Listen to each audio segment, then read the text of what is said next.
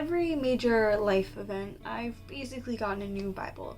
Whether that was starting elementary school, starting middle school, or in the middle of high school, I've gotten a new Bible. And recently I graduated from college, and one of my really good friends gave me a new Bible. Because of course they did.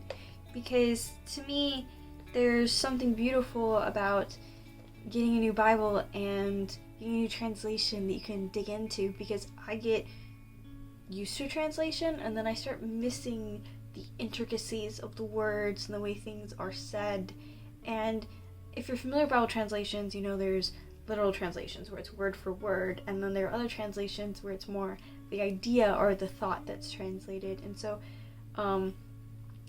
when my friend gave me this Bible, they gave me a verse that they highlighted at the beginning of it, which is Proverbs 24, 3-7. So we're going to read that together real quick. By wisdom a house is built, and through understanding it is established. By knowledge its rooms are filled with all kinds of precious and pleasing treasures. A wise warrior is strong, and a man of knowledge makes his strength stronger. For with guidance you wage your war, and with numerous advisors there is victory. Wisdom is unattainable for a fool. In court he does not open his mouth. Now, I don't know about you, but to me, it can be hard to be wise. You know, it's really easy to get bogged down with your opinions or your emotion, and we all have these internal biases that we kind of fight against to a certain extent. At least I do. And it's one of the things that my parents have always challenged me to do, is to be aware of them, to understand both sides of the argument, to dig down deeper. And I think that's what the scripture is talking about to a certain extent. By wisdom a house is built, and through understanding it is established. It is easy in this modern world of many things being thrown at you to kind of lock into your vision of what you believe is right and wrong, rather than to dig down deep and understand why someone holds the opinion they do, why someone thinks the way they do. Because a lot of times our opinions, especially in big decisions and why we do things, kind of comes from fear. And there's this way that we can empathize with that. We can empathize with someone that is making decisions out of fear, because we've all experienced fear. And once we understand where they're coming from, it gives us the ability to help guide them and say, hey, I understand why you made the decision that way. I may not agree with it, but I understand why.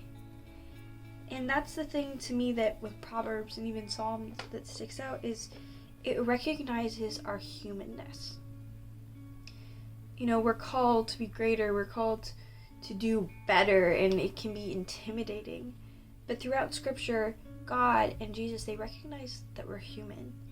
We're imperfect. We let our biases, our fears guide us very often. You can read throughout the Old Testament. In Judges, you have Deborah and the general that she says, hey, you have to go and do XYZ, and the general didn't do it because he was scared, and he's like, no, you gotta come with me, Deborah, I can't do this by myself. And so he ended up not getting the glory for the murder of the enemy general.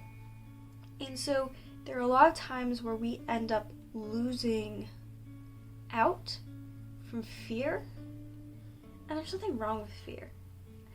A lot of people think that courage is the absence of fear, but courage is really the strength to continue when you are scared. It doesn't just end with wisdom being a house that is built through understanding and established, but it talks about how knowledge is precious, how a wise warrior is strong, and a man of knowledge makes his strength stronger. It's not just about the way we build our bodies and ourselves, it's the way we build those around us. So I challenge you this weekend to find moments to reach into your own fears and not be led by them, and to engage with others in a way that maybe you have limited yourself from because of your own fears, and to seek the guidance of Scripture and other strong Christians, and to ask questions that maybe used to make you uncomfortable. Because if you don't ask the question, you can't understand the answer. Thank you.